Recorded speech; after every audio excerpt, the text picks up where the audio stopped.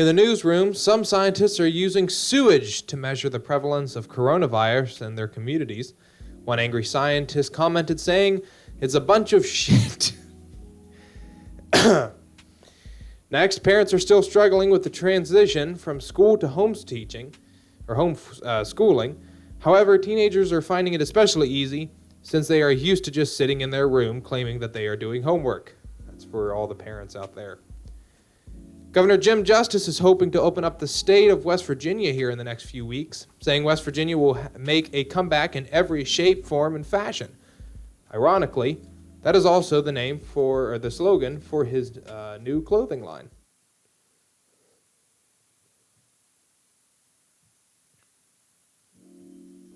Scientists are seeing if a fart can transmit the novel coronavirus. They have determined it is definitely can be deadly, but only if you eat Buffalo Wild Wings before then. It has nothing to do with the coronavirus. There is a new drink that is sweeping the market called the Americano. It is mostly coffee with a hint of Lysol. In a conference on Saturday evening, Democratic candidate Joe Biden was found sniffing a woman's head. When asked why he was doing that, Biden replied, "Her neck was unavailable." Oh, God. All right, let's get to my guest. You have probably heard of him as being one of the best contributors of the Mountaineer News. Also, he has written for newspapers in Buchanan. His last name is Newman, but I guarantee you he's not new to you. Mr. Chris Newman. How are you doing, buddy? I'm well, thank you. So, how are you coping with COVID-19? Well, there's a lot of hand sanitizing going on. There's a lot of mask wearing. A lot of not allowing my children to go into public places. And a lot of homeschooling, but other than that, it's life as normal, as normal as it can be, given all the social distancing and everything. Now let's talk about your connection to Buchanan. What is your connection to Buchanan? Well, I spent the first half of my life there. My whole childhood, went to Tennyson Elementary, Buchanan Middle School and high school. I went to Wesleyan there for my undergraduate degree. I didn't move away from Buchanan until I was 22, so a large portion of my life was spent there, and my family still lives there to this day. My brother and my parents, and lots of extended family still live in Buchanan. Now, what were the different newspapers you wrote for, and how was that with your time here? I guess the first newspaper I ever wrote for was the Buchanan Upshur High School student newspaper. My English teacher, Mike Sharplisky, at the time suggested that I do that, and so I did. And,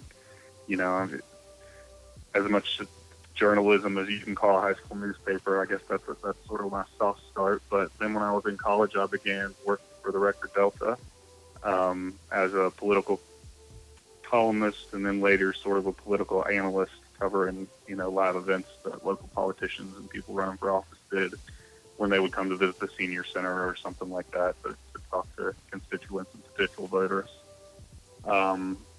From there, the sister newspaper at that time of the Record Delta was the Mountain Statesman, a newspaper in Grafton. They contacted the editor at the Record Delta and the publisher and asked if they could run my column as well. So every column that I had that was published in Buchanan was also simultaneously published in Grafton for a while. I've also contributed to Clarksburg Exponent, Charleston Gazette, not regularly, just occasionally, and then now I've been a contributor to Mountaineer News. Awesome. Now, talking about your time at the Record Delta, do you believe that some newspapers in town are biased, and especially like the Record Delta is the question? I don't think at the time that I worked there, I would say the Record Delta was biased. I think we tried to cover everyone equally.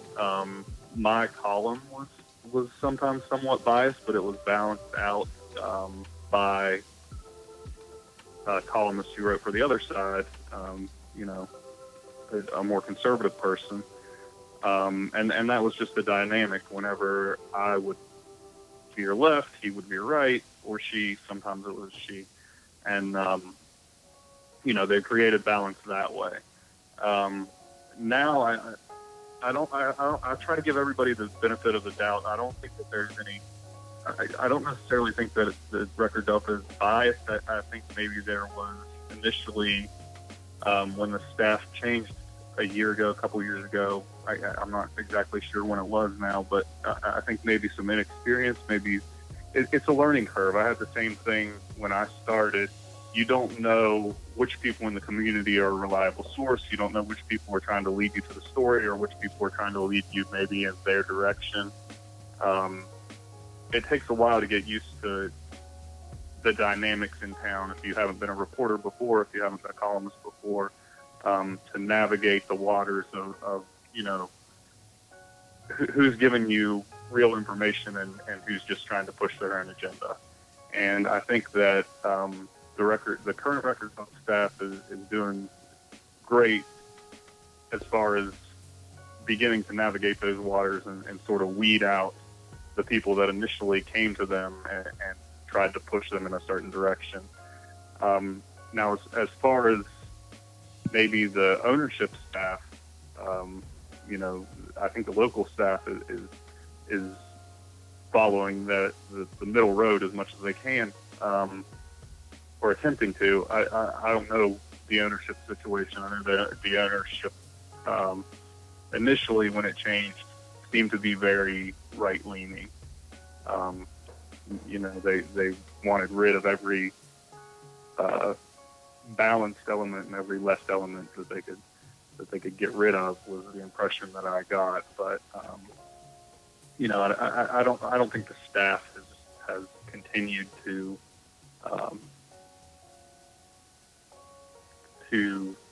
push that idealist agenda so much. Now, what were some of the people that you would kind of converse with whenever you would do your columns? Basically, local politicians from both sides. I did a lot of polling. I had a Facebook webpage for the column where people could get on and suggest topics. You know, and I wrote everything from national stuff that was going on.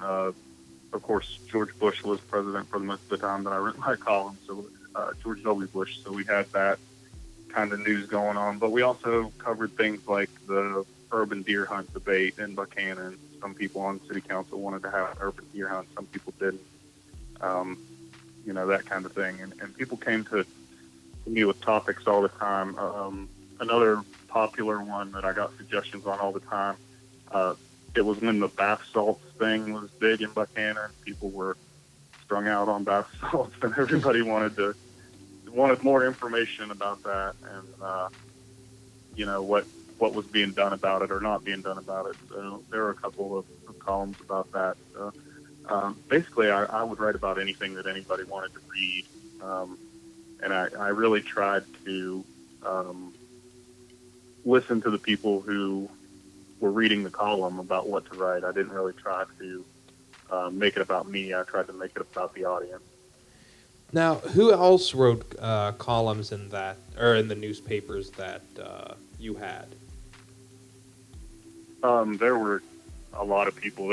Back then, there were things called community columns. So there was a column where somebody from, I think it was Kiesling's Mill, put recipes in, and somebody, you know, there were local community news columns, and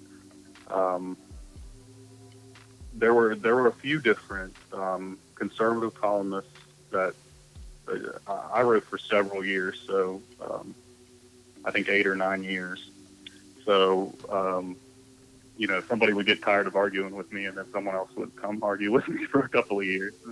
I don't remember all the names, but they were all good, respectful people at that time, and you know, there was no animosity between me and anyone else.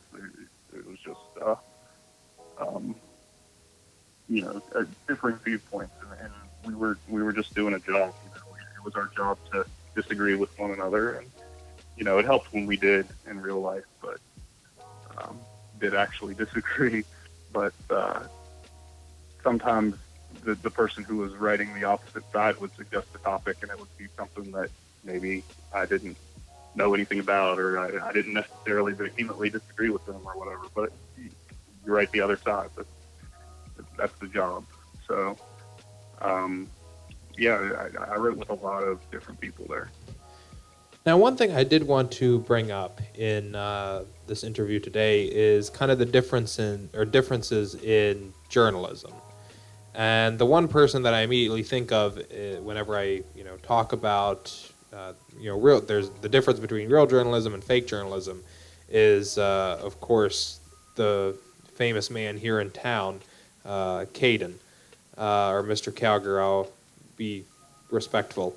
What has your experience been with Mr. Calgar? Well, Caden Calgar started writing the conservative column after I left the Delta. He was not juxtaposed with me at any time. I think I'm a little old before he got started. I think he was still doing the Obama makes kids gay thing back when I was a newspaper columnist. And I don't have my experience with him is very limited. I haven't met him in person. We've had some conversations on social media and that kind of thing. But no journalistic interaction. Now, have you happened to be keeping up with kind of the politics of Buchanan? I try to, yeah.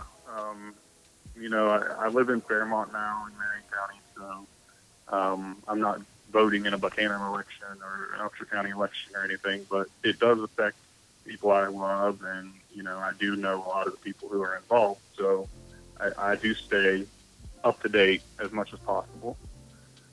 Now, with that being said, I don't know if you've heard about some new things coming up in town, but first we have the Buchanan Rag. The Buchanan Rag is a website that puts out stuff. It's kind of a liberal-leaning website, I mean, to the way that I see it.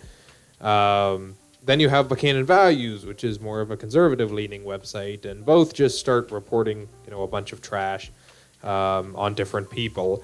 And then you have the Mountaineer Journal that goes out there and reports trash. So you have these three websites. All of which are pretty much blogs, and they all report just nastiness, drama, trash, Jersey Shore type of stuff. And, people right now are really, really mad at the Buchanan Rag because they're putting stuff out.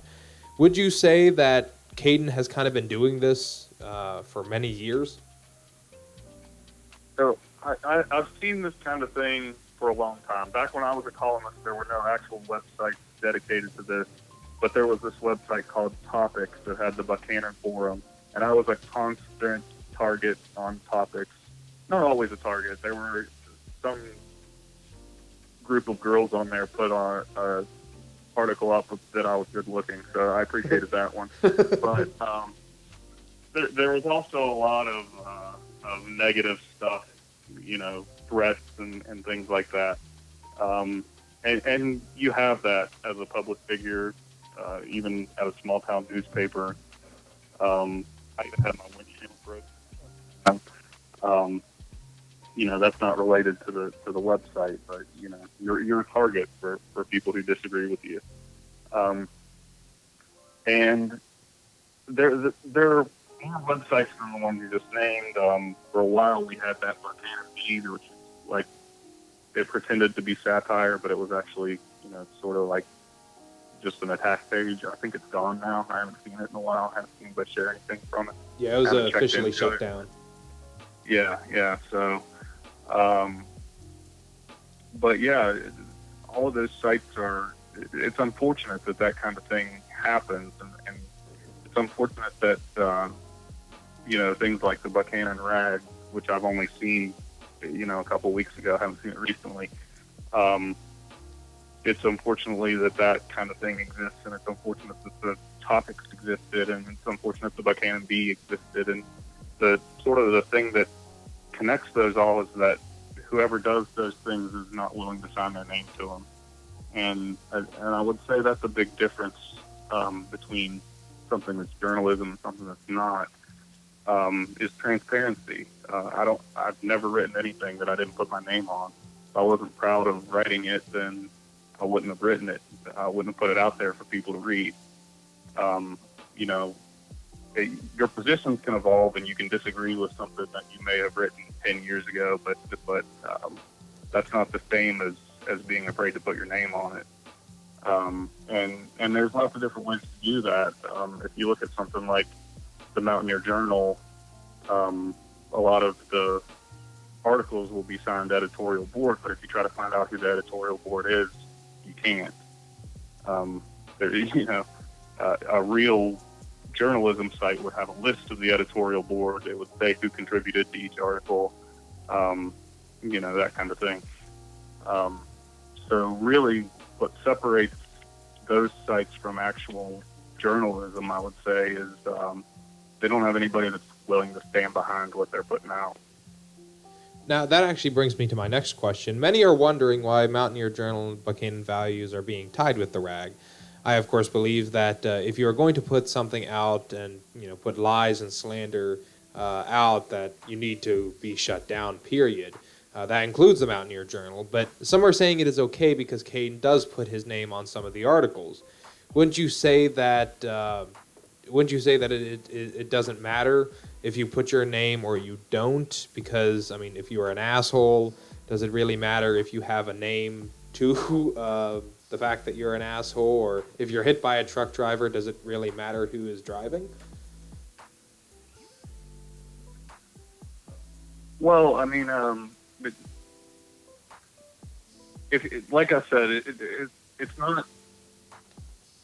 It's one thing to put your name on an article that's covering, say, a Mountaineer basketball game, Mm-hmm. but if the minute you write something that's disparaging about someone in the community, then you can no longer put your name on it. Then you probably shouldn't be writing it.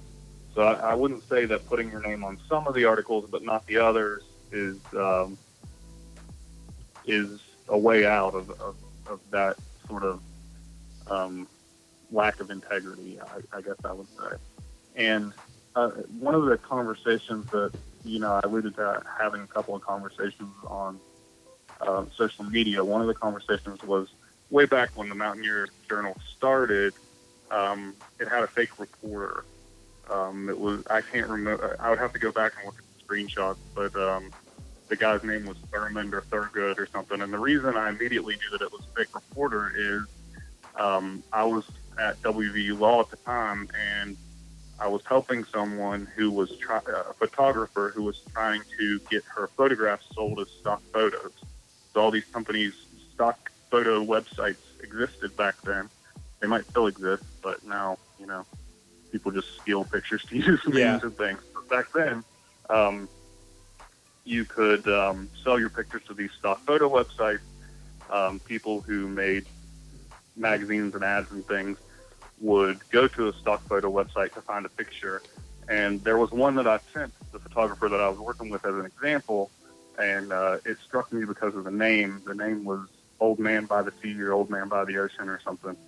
And I was a big Hemingway fan, so that name of that picture struck me. So when I was sending her examples of the things that they were looking for, I sent her that picture.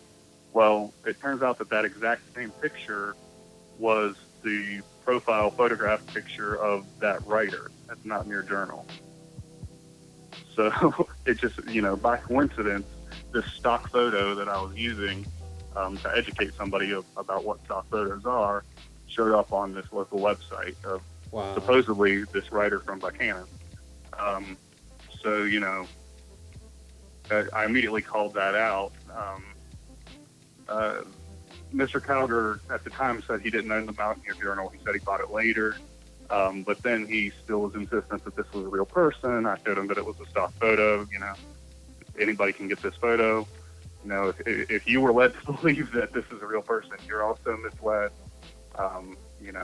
Wow. that kind of thing. And there's nobody, also, no, this person was writing about all these things that at the time Rick Edwards, who was on city council, or maybe he was the mayor at that time.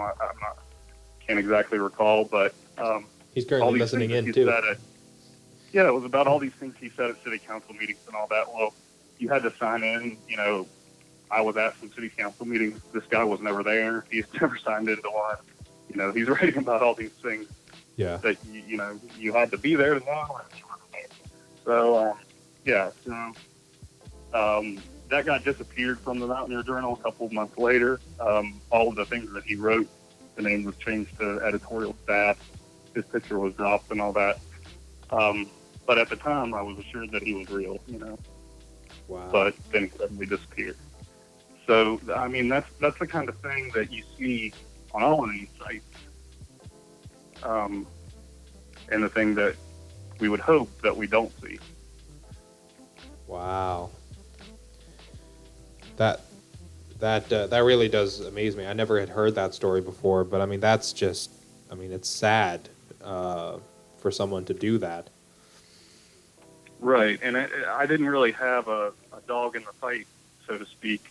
I've never met Rick Edwards in person either. I have attended city council meetings in which she was there, but that's as far as our interactions have gone. I wasn't trying to help him in that endeavor or anything. I just, it just struck me that somebody's writing these things, and it's not the person who the Mountaineer Journal says it is. Yeah. Wow. Now, I want to kind of talk about the different attacks that, kind of roping back to the attacks. You actually worked with me as part of my campaign whenever I was running for city council, and you even got attacked as well by another candidate running. What had happened there? Well, just a little background. You already know this, but maybe not everybody who's listening knows this. You asked me to help with your media presence, social media presence, that kind of thing. And when I looked at what was going on, because I wasn't really familiar with the whole situation at that point, but it didn't take long and it didn't take much investigative work to see that there was a lot of negativity being thrown around.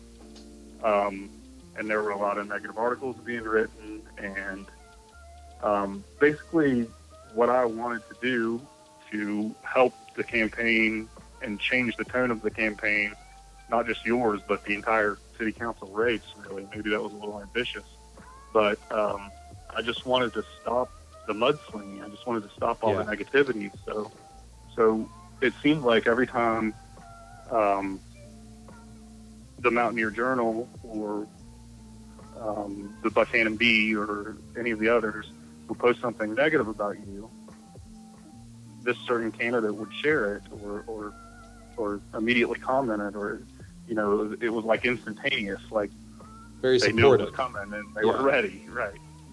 And so I just went there and I was like, maybe we could stop this. This isn't necessary. That kind of thing. I would like to see all the mudslinging stop from both sides. And it was basically just, I know who you are, I know who you work with, and but I don't trust you, and I'm victimized, and so on and so forth. Yeah. Like really, if you can't extend an olive branch to someone and say, I wasn't here 2 weeks ago. If somebody said something negative before I was here, I apologize, but it's never too late to put a stop to it. That was the goal, and I'm not sure that I would call it an attack, but it was just sort of an unfortunate exchange that, to try to run a civil campaign and be as friendly as possible and disagree on the issues instead of, disagreeing on who we are as people. Yeah. We just weren't able to come to that kind of mutual respect, I guess. And I tried to give it, but I definitely did not receive it. Which is sad because that exact candidate goes out a lot and tries to say, let's remain positive and, there's no hate here. But, I mean, then she was going after you by you just saying, let's get together. and just all, just stop the mudslinging and just have a nice, healthy campaign. Right. And at one point I asked, why are we even talking about this? Can we just talk about your position on the issues? And the response was, well, if I ever decide to talk about the issues, I'll do it on my terms and I'll release it on Mountaineer Journal's website. It won't be here. Yeah, which also shows where she's teaming up with. If you're not willing to talk about constituents about issues, then you're, in my opinion, you're not ready to be a city council person. Yeah. You should be ready to do that at any time. That's the whole point. Yeah. And I do appreciate, I don't know if many people have watched this episode, but on Coffee Anyone, you also interviewed me there whenever I had to drop out because people were getting to the point they were getting physical. And they were getting physical with staff members, getting, yelling at patients, and my father's patients. It was just getting silly. And whenever I dropped out, you were right there and you interviewed me as well with all of your questions. And I do appreciate that because a lot of people were just throwing, the mudslinging got even worse for a little bit, and you really helped guide that down. So I do appreciate that. Well, I appreciate you trusting me to help out, and I appreciate, your confidence in me to handle that. And even then, even after it was over, I tried to maintain some balance. And, I even invited Caden to come on the show. I know you invited all the city council candidates and got turned down by some, but, I would have been happy to interview them as well and actually meet them in person for the first time. Yeah. Well, I do want to bring up another topic as well, kind of roping back to the Delta. Mountaineer News, I don't know if you knew this, and some other people might not as well. Mountaineer News is currently looking into buying the Delta. What are your ideas with that? Well, it's capitalism at work. If vendors are willing to sell and someone else is willing to buy, then I guess there's nothing to stand in the way of that. Whoever owns the Delta, as really the only Buchanan-based print newspaper, since all the others are web-based, I hope that they, are willing to create the kind of paper that we used to have when I worked there. When I started, I worked with some real legends. The news was headed by John Scott. The sports was headed by Jim Warner. Carol Atkins was doing the composing. And all three of those people have since passed away. And they, after they either moved on from the paper while I was there, some of them, or they passed away more recently after I was gone. They all left a big legacy, in my mind, and I think their imprint on Buchanan, and the Delta should strive to honor that at all times, and the people that came before them as well, who I didn't know. And later on when I was there, Brian Bergstrom was the editor. There were different people in sports and so on and so forth, and they were all great too. But really, there are some real legends that are gone that worked at the Delta very recently, and some living legends that have moved on to other things. So I would just like to see whoever that newspaper is try to honor the legacy of what the newspaper should be, and sort of strive to be informative for everybody. It's really a public service for the people of Buchanan, and it's not really, and it shouldn't be a means of pushing somebody's agenda. Now, to also talk about a little bit more about the mudslinging with journalism in general, and kind of everything. Would you say Caden kind of started this whole drama mess? I would say it started really in that election cycle where the Mountaineer Journal was created. Caden claims that he didn't own the Mountaineer Journal until shortly after that. Um, the original owner is still a mystery, if that's if that's the story. But it, I will say that the quality of journalism didn't really change from the time he admits to owning it from the time before. In addition to that, I'm not sure that you could ever call it a news source because it's not it's not regularly published. Every 6 months you'll get a story about basketball. Once every 3 weeks you'll get a hit piece about some politician that he doesn't like. A newspaper publishes, like the Delta, you could rely on it being Monday, Wednesday, Friday, or Tuesday, Thursday, Saturday, I think is what they do now. Other newspapers are dailies, some are weeklies. You're here doing the pros and cons daily, right, Monday through Friday, and that's a sort of a hallmark of a journalistic enterprise is that it's a regular source of information, not just I'm in a particularly bad mood about something today, so I'm going to write something nasty about somebody. That's not really a news source. That's just a blog at that point. Now, with that being said, Caden claims that he's a certified news source and he's a journalist and I guess Rush Limbaugh wannabe as well.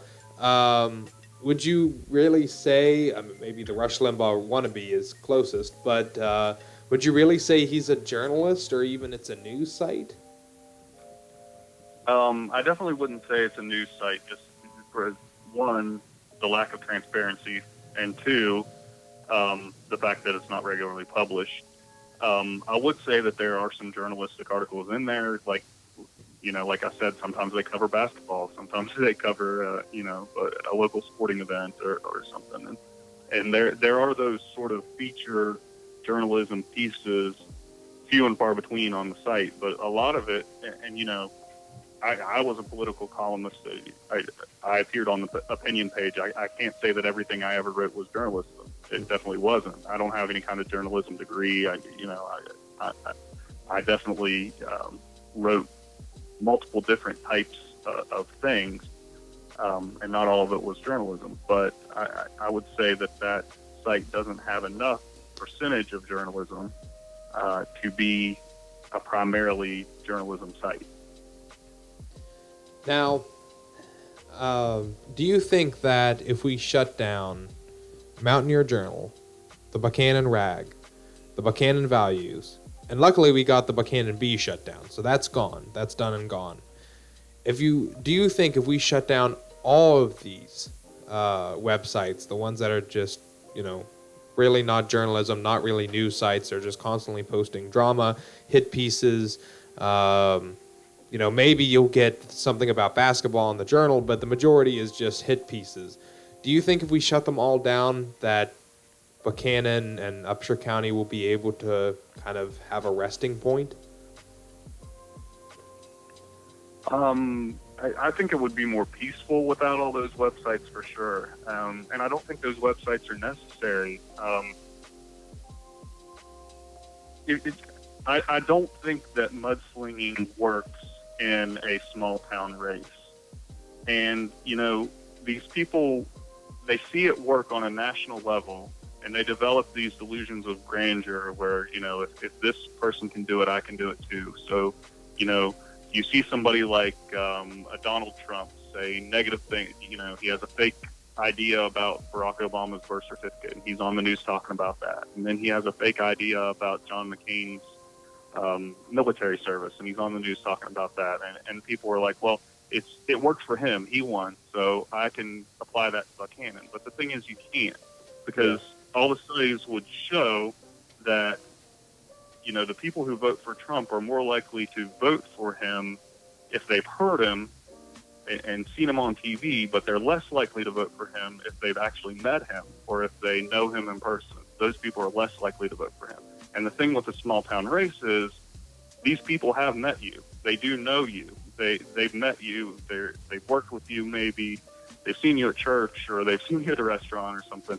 You can't, you know, put on that tough guy facade with the people that are in your own community. It just doesn't work small scale. It makes those people less likely to vote for you.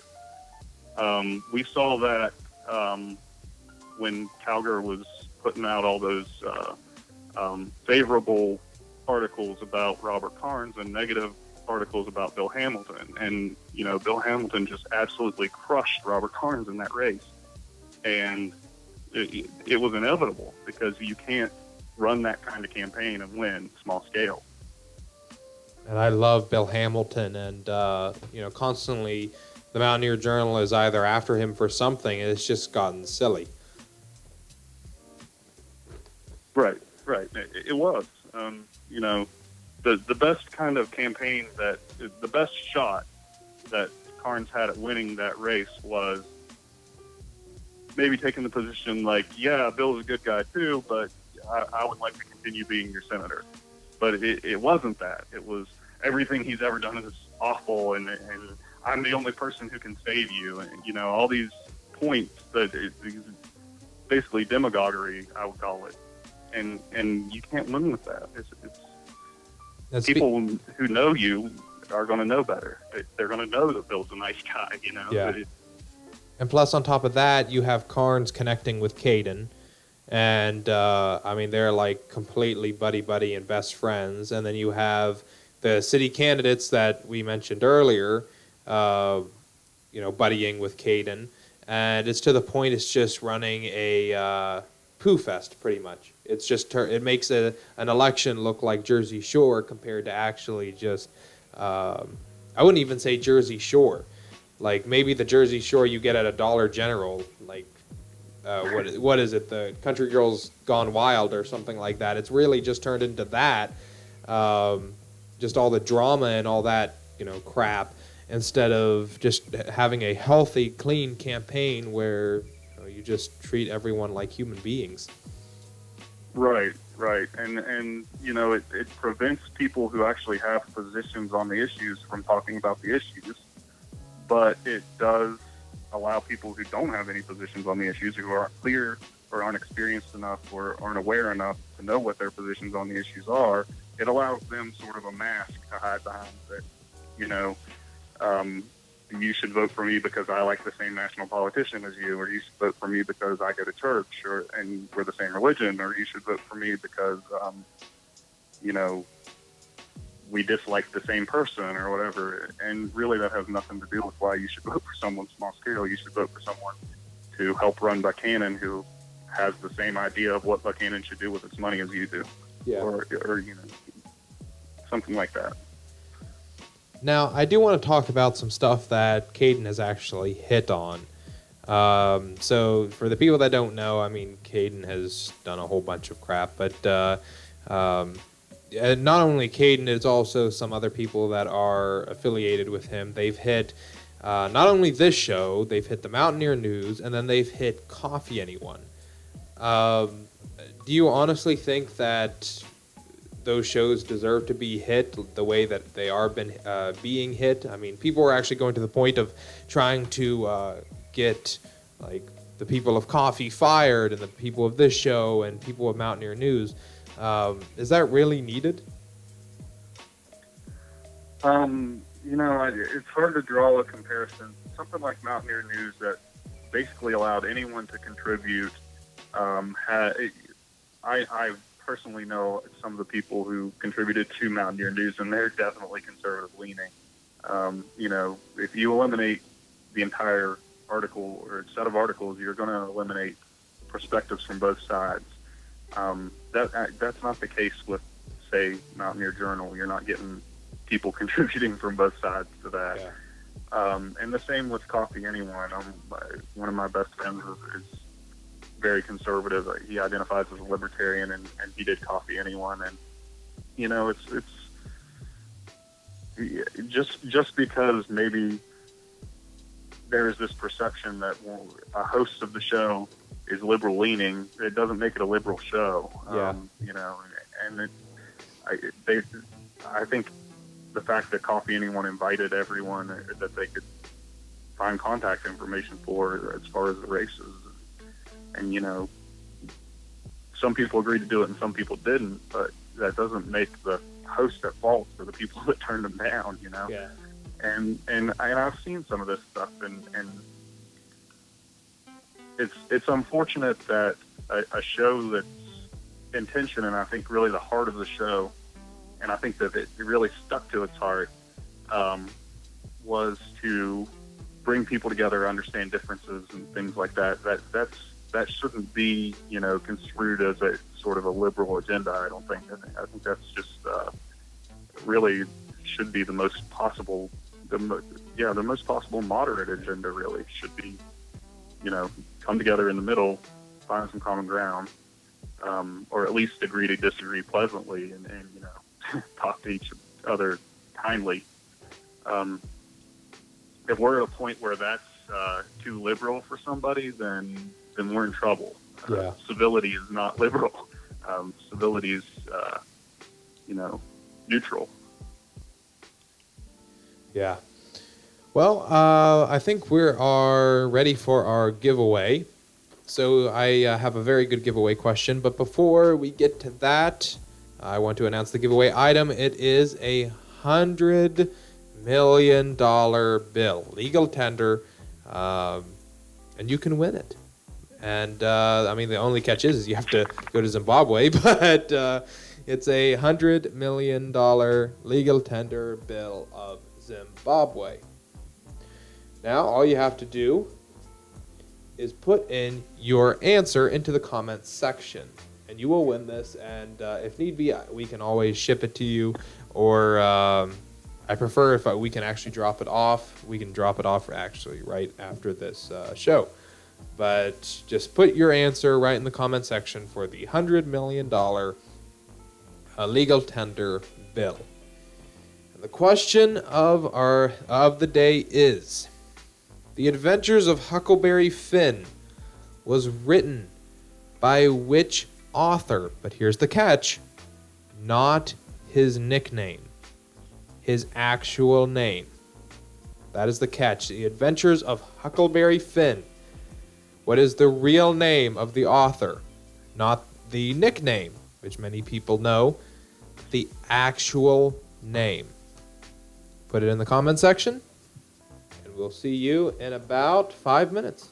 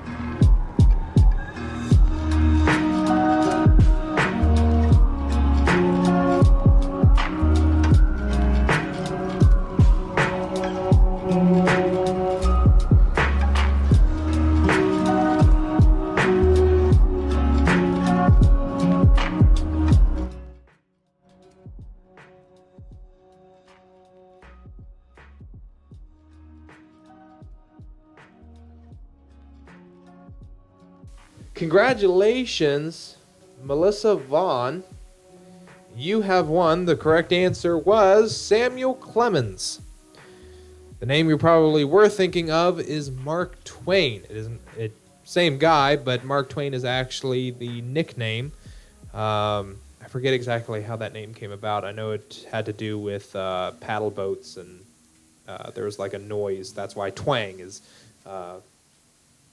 That is kind of the history of that. But Samuel Clemens is his real name. So congratulations, Melissa Vaughn. I wonder if you're related to Vince Vaughn.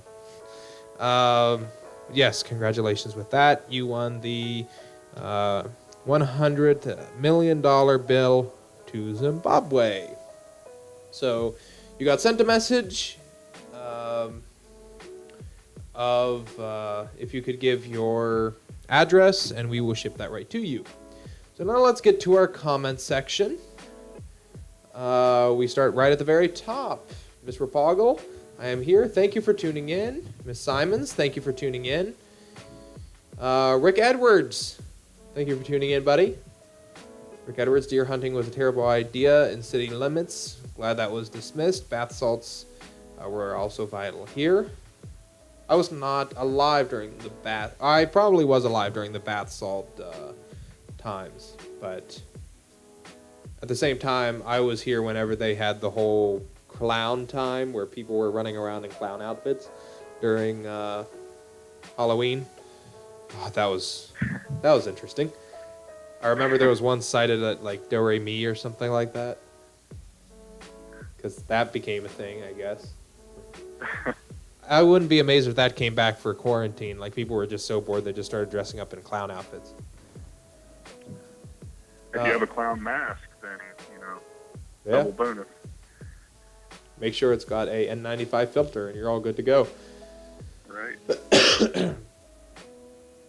Dean McLean, this is very enlightening. Mountaineer Journal is so fake. I didn't know this stuff. Yes, you would be amazed, actually, what face a lot of people put on. Especially in that case. Mr. Edwards, you were very right, Chris. Very observant. Dean McLean, Caden will destroy this town. Thank you, Chris, for telling us. Yeah. Him and his, that's the problem, people. But Chris Newman is making kids gay. You know, that whole thing. Mr. Chris, why would any politician want to associate with the Rag and Caden? I think it's for the exposure. I think that people who are running, especially people who are running for the first time, see that as an easy way to reach an audience. They say, Caden has a built-in audience of people who read his site, and he's able to reach these people in a way that I can't, because if I create a Facebook page, it has 0 viewers until I figure out a way to go out and find some. Yeah. Unfortunately, I think a lot of people that follow the site aren't following it because, they value what it says or that they agree with its viewpoint. I think they're following it to see what kind of craziness pops up next. They see it as gossip. The same reason people read, like, say, the National Enquirer or something like that. You call it yellow journalism. I would say maybe tabloid journalism. Maybe closer. I'm not sure, but it's the same general idea that it's sensationalized and people want the gossip. I think. Um, I think probably more often than not, associating with someone like or maybe a site like that is the best way to put it. Is more damaging for a campaign than helpful, but inexperienced candidates don't necessarily know that yet. Yeah. Mr. McLean, another Caden lie. Yes, again, you'll find that they keep coming. Rick Edwards, John Scott taught me a lot. Rest in peace. I did not know Mr. Scott, but I don't know if you happen to know him. He taught me a lot too. He always told me that he was a liberal Republican. He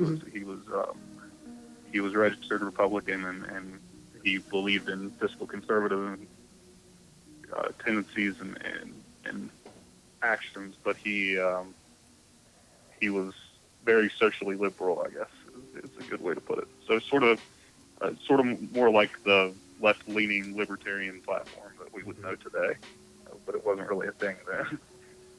Our last question also is my father. Buchanan needs sanity. I think there is a lot of sanity, but I think you do have those small minorities that, I mean, hell, one of the first things Buchanan was famous for is a 13-year-old kid going out there going, "Oh, that's the problem," that whole entire thing. So, and Well, then, that's people point out that that youth or a 13-year-old kid, or you can only say that for so long. We've all said things when we were younger that we don't necessarily agree with now, but you can't really use that as an excuse for forever. it's not only that, but I don't know if you happen to know this, but about a year ago, Caden came out with another video, and I'm not going to keep harping on this, but Caden came out with another video, and in that video, he was talking about drag queens and all that different types of stuff.